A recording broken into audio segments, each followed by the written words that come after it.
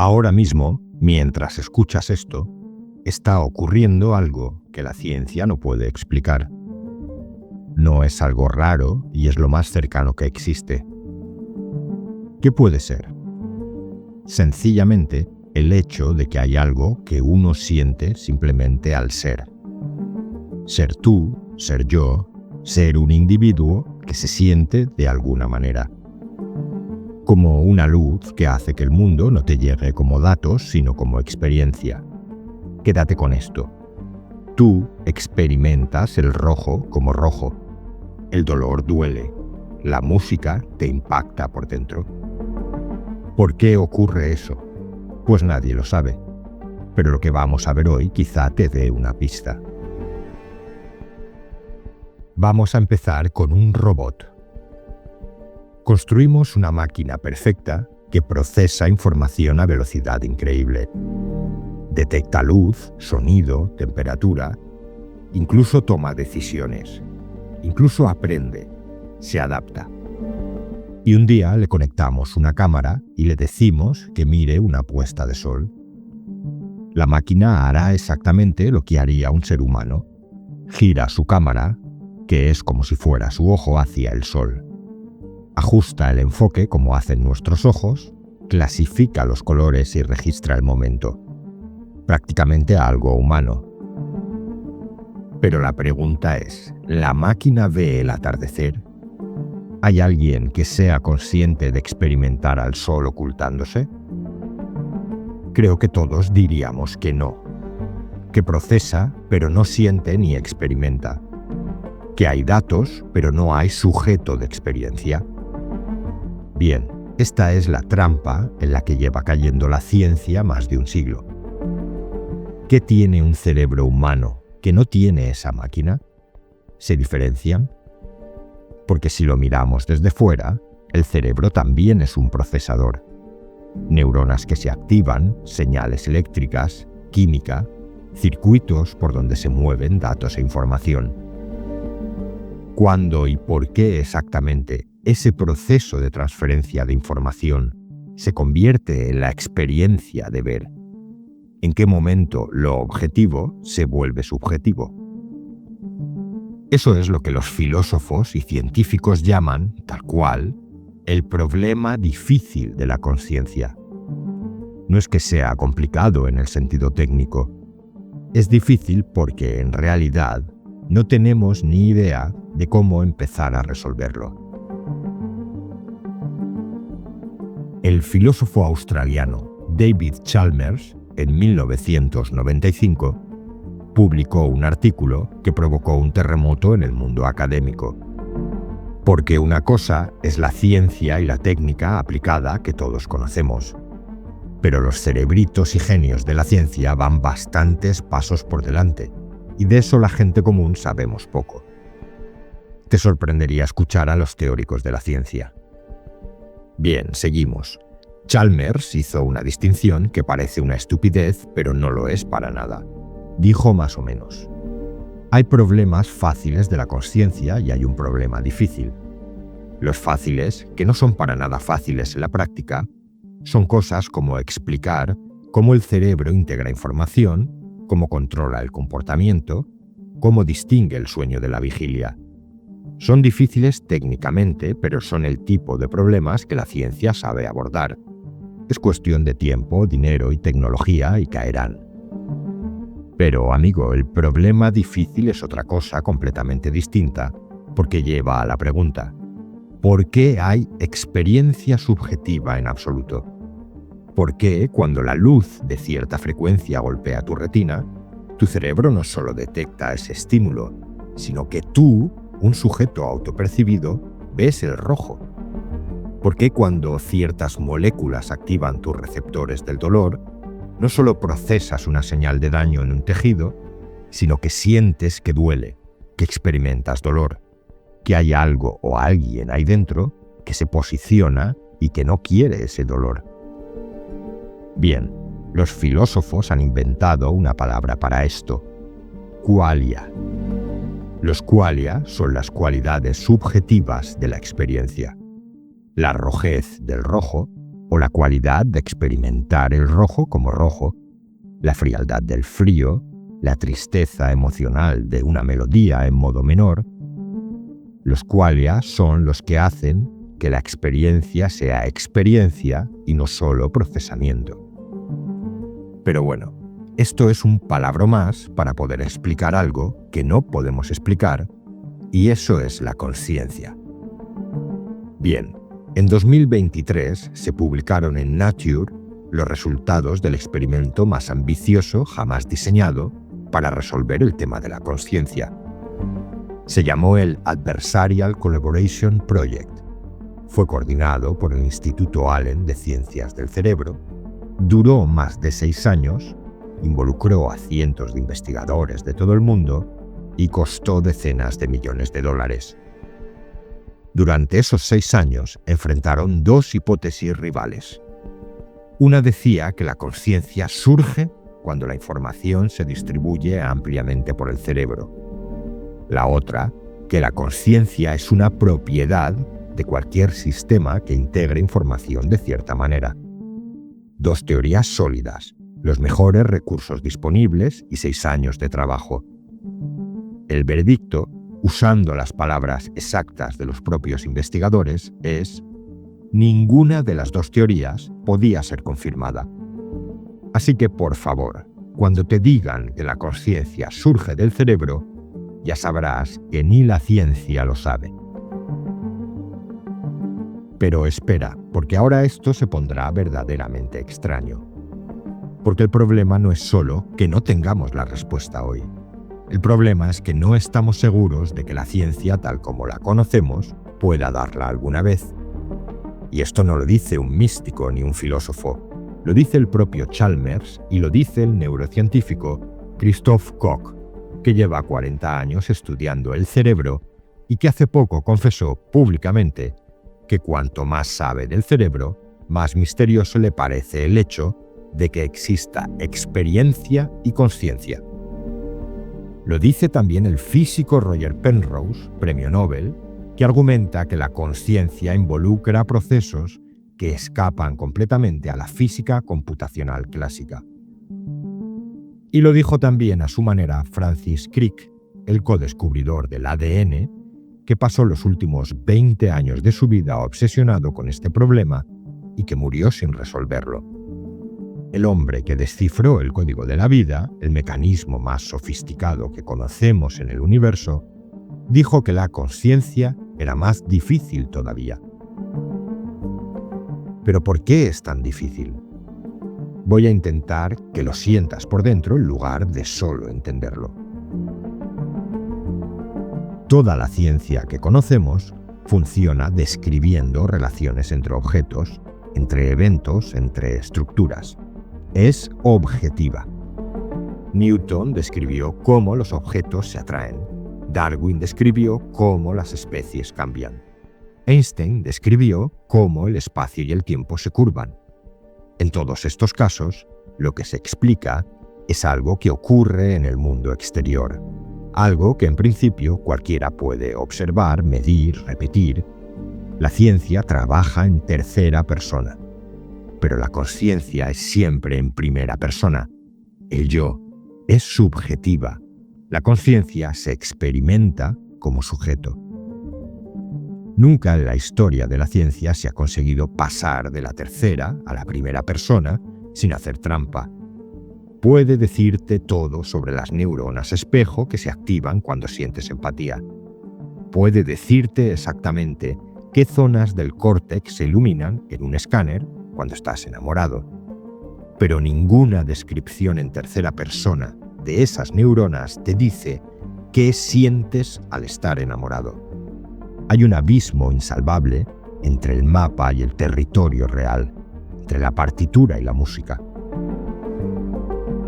El filósofo Thomas Nagel, en su ensayo de 1974 titulado ¿Cómo es ser un murciélago?, que sigue siendo uno de los textos más citados de la filosofía contemporánea, usó un argumento devastadoramente sencillo. Los murciélagos perciben el mundo mediante ecolocalización.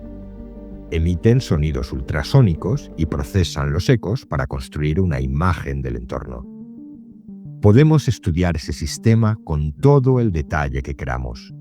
Podemos entender perfectamente su física y su neurología, pero nunca, jamás, sabremos cómo se siente experimentar el mundo de esa manera. Porque la experiencia subjetiva es, por definición, inaccesible desde fuera. Y si eso es verdad para los murciélagos, también es verdad para ti. Nadie puede saber desde fuera cómo se siente ser tú. No sé nada de tu conciencia. Ahora bien, alguien podría decir, a pesar de todo, bueno, pero esto es solo cuestión de tiempo. La neurociencia avanza, ya entenderemos. Pero hay un argumento filosófico que lleva décadas sin respuesta satisfactoria y que sugiere que el problema puede ser irresoluble por una razón muy profunda. Se llama el argumento del zombi filosófico. Un zombi filosófico es un ser imaginario físicamente idéntico a ti en todo sentido. Mismo cerebro, mismos átomos, misma estructura neuronal, mismo comportamiento. Si le clavas una aguja, reacciona, grita y retira la mano, igual que harías tú. Si le cuentas una historia triste, llora, igual que harías tú. Pero no hay nada que se sienta al ser ese zombi. Sus luces de la conciencia están apagadas por dentro. Procesa, reacciona, actúa, pero no experimenta. ¿Es eso concebible? ¿Puede existir ese ser? Y la mayoría de los filósofos, aunque a muchos les incomoda la conclusión, admiten que es al menos imaginable y posible, que no hay contradicción lógica en esa idea. Y si eso es así, si podría existir un ser físicamente idéntico a ti sin experiencia subjetiva, entonces la experiencia subjetiva no puede ser explicada por la física, porque la física sería idéntica en ambos casos. Hay algo más que se nos escapa. ¿Qué es ese algo más? Aquí se abren territorios que, dependiendo de tu formación, pueden parecer o bien apasionantes o bien completamente descabellados. No es especulación mística, sino filosofía académica rigurosa y, en algunos casos, hasta física tomada muy en serio. Una de las respuestas más audaces al problema se llama panpsiquismo, que dice que la conciencia, la mente o la experiencia subjetiva, es una característica fundamental, intrínseca y omnipresente de toda la materia, desde las partículas subatómicas hasta el universo en su conjunto. Suena raro, pero el panpsiquismo no dice que las piedras tengan pensamientos ni que el agua sienta amor. Dice algo más preciso y extraño, que la experiencia subjetiva, en alguna forma rudimentaria, es una propiedad fundamental del universo, igual que la masa o la carga eléctrica. La conciencia no emerge de la materia compleja, no es una propiedad nueva que nace de la materia. Está ya ahí, en los niveles más básicos. El panpsiquismo no es una idea para nada nueva. Tiene raíces en Leibniz, en Spinoza, en las filosofías orientales de hace 2500 años. Pero lo nuevo es que hoy lo defienden filósofos de primera línea, como Philip Goff, de la Universidad de Durham, o como el propio Chalmers en algunas de sus formulaciones. Y además, resuelve el problema de la emergencia. Si la conciencia es fundamental, no tiene que surgir de ningún sitio. Siempre estuvo ahí. Pero el panpsiquismo tiene su propio problema, el problema de la combinación. Si los electrones tienen alguna forma de protoexperiencia, ¿cómo se combinan para producir tu experiencia unificada? ¿Por qué el billón de células de tu cerebro no produce un billón de experiencias separadas, sino una sola? Eso tampoco tiene respuesta clara todavía. Y luego está la física cuántica. Y aquí tengo que ser muy honesto y claro, porque veo que en este territorio se abusa, se simplifica y se confunde a la gente. La mecánica cuántica no explica la consciencia, no directamente, pero hay algo que tiene una conexión potencialmente profunda con este problema. Se llama el problema de la medición. Cuando un sistema cuántico no está siendo observado, existe en una superposición de estados, muchas posibilidades a la vez. Está en estado potencial, no manifestado en la realidad. Cuando se mide, cuando se observa, colapsa a un solo estado. ¿Pero qué constituye una observación? Los primeros intérpretes de la mecánica cuántica, incluido el propio Niels Bohr, usaban la palabra observador de maneras que parecían implicar un papel especial para la consciencia. John von Neumann, uno de los matemáticos más brillantes del siglo XX, desarrolló un formalismo en el que el colapso de la función de onda requería de manera explícita la intervención de un observador consciente. Esto está en los libros de texto de física cuántica, aunque la interpretación mayoritaria de hoy no da ese privilegio a la consciencia de esa manera tan directa, pero el debate sigue. Te doy más opiniones. El físico teórico John Wheeler llegó a proponer que el universo es, en algún sentido profundo, participativo, que la consciencia no es un fenómeno tardío que apareció con los primates, sino algo constitutivo del tejido de la realidad. Roger Penrose, en su libro La nueva mente del emperador, y luego en colaboración con el anestesiólogo Stuart Hameroff, propuso que la consciencia emerge de procesos cuánticos que ocurren dentro de los microtúbulos de las neuronas, estructuras proteicas en el interior de las células. La teoría se llama reducción objetiva orquestada. La comunidad científica la recibió con escepticismo y hay críticas serias. Pero en 2022, un estudio publicado en Communication Physics encontró evidencia experimental de efectos cuánticos en sistemas biológicos de escala similar a los microtúbulos, lo que al menos mantuvo la conversación viva. Penrose insiste en que estamos ante algo genuinamente nuevo, que la consciencia no puede ser computada, que escapa a cualquier algoritmo, y que para entenderla necesitamos una física que todavía no existe. Bien, hasta ahora te he contado cómo la ciencia y la filosofía batallan con esto de la consciencia. Pero si nos vamos a las tradiciones espirituales, aquí no hay nada nuevo. Llevan milenios diciendo algo que, visto desde aquí, resulta imposible de ignorar. Es como si, armándose de paciencia, los místicos hubieran esperado a que su hermana incrédula, llamada ciencia o idealismo materialista, cayera del burro. Aquí en el canal hemos hablado del Advaita muchísimo, y es una de las corrientes filosóficas más sofisticadas de la India, con textos de hace más de 2000 años. Los grandes místicos Advaita sostienen que la consciencia no es algo que se produce en el cerebro, sino que el cerebro y todo lo demás, todo lo que existe como realidad, surge dentro de la consciencia. No hay un yo separado que observa la realidad desde dentro de un cráneo. Hay solo consciencia pura, que es la naturaleza última de todo, y lo que llamamos yo es como una especie de contracción temporal de esa consciencia infinita que se ha identificado con un cuerpo y una historia. El budismo, del que también hemos tratado en profundidad, llega a una conclusión parecida pero por una ruta diferente.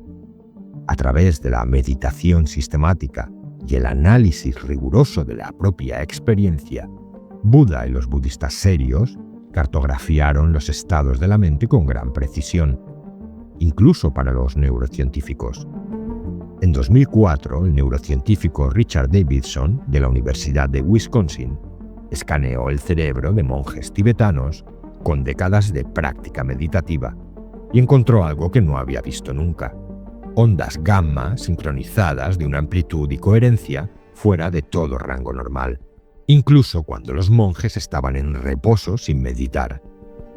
Sus cerebros operaban de manera fundamentalmente distinta.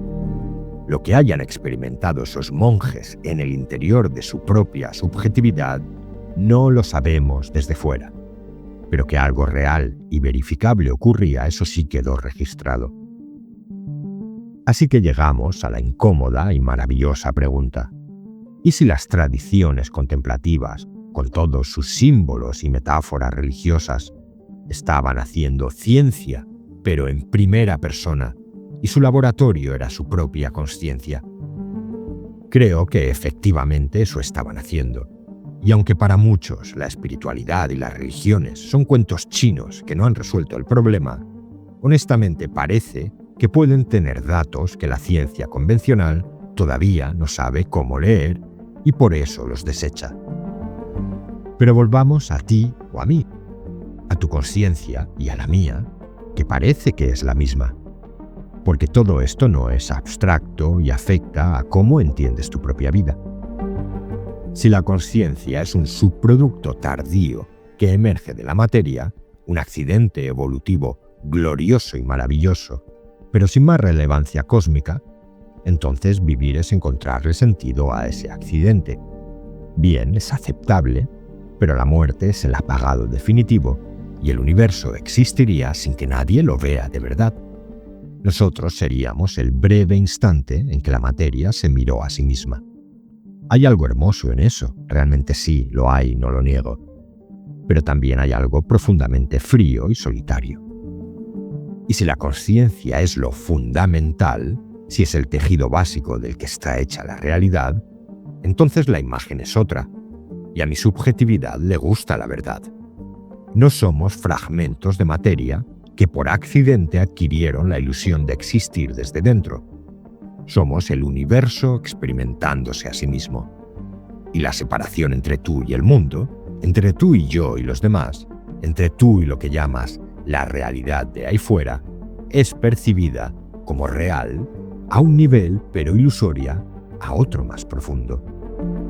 No sugiero que elijas y te posiciones. De hecho, te dije que hay algo poético y bello en ser materia capaz de verse y ver los demás sin más. Pero sugiero que no te cierres demasiado pronto con una respuesta cómoda que a lo mejor te convence y satisface ahora, pero luego, quién sabe, ni la de la ciencia materialista ni la de ninguna tradición espiritual. Rainer Maria Rilke le escribió a un joven poeta diciéndole: «Vive las preguntas ahora. Quizás entonces, algún día lejano en el futuro, entres gradualmente en la respuesta sin siquiera darte cuenta». Cuando apagas estos vídeos o cierras un libro, tú sigues ahí. Tu experiencia subjetiva sigue ahí, inexplicable, irrebatible y presente. Aunque dudes de tu propia experiencia, dudar también seguirá siendo una experiencia. Descartes dijo: cogito ergo sum, pienso, luego existo. Pero humildemente creo más en hay experiencia, luego hay algo que experimenta. Lo único que sabemos con certeza absoluta cada uno de nosotros, aunque no te detengas a pensarlo. Y resulta que es exactamente lo que nadie sabe explicar. El problema difícil de la conciencia no vive en un laboratorio ni en una ecuación. Está aquí, ahora mismo, preguntándose a sí mismo qué es. La luz de la conciencia todavía no sabe por qué hay luz de la conciencia. Quizá jamás lo sepa. Si este vídeo te ha aportado algo, puedes apoyar el canal uniéndote como miembro por el precio de un café al mes y compartiendo el vídeo con quien creas que le pueda servir. Gracias por estar ahí y por formar parte de la comunidad de Saber y Sentido.